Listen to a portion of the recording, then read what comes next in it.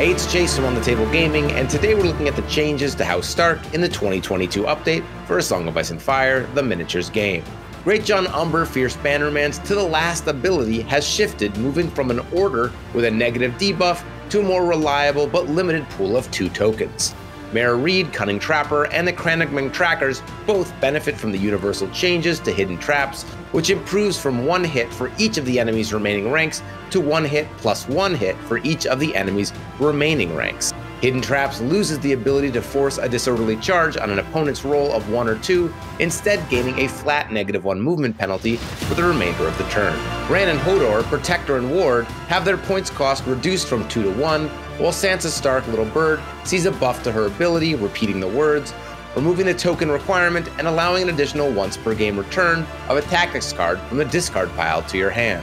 Arya Stark the Wolf Girl similarly sees a buff, with her once per game effect being increased to a twice per game effect. Eddard Stark, Warden of the North, sees his points increase from 5 to 6, while conversely, House Stark Outriders see their points reduced from 7 to 6.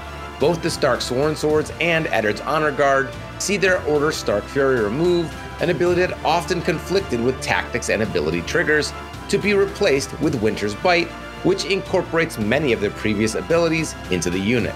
Similarly, the Lance ability has been reworked, giving the House Tully Cavaliers an increase in the potential for hits on the charge. And it wouldn't be an update without a look at the House Umber Greataxes, with their attention being refocused into a line-breaking role and moving from panic damage to increased sundering capabilities. Finally, the 2022 update brings 3 updates to Stark Tactics cards.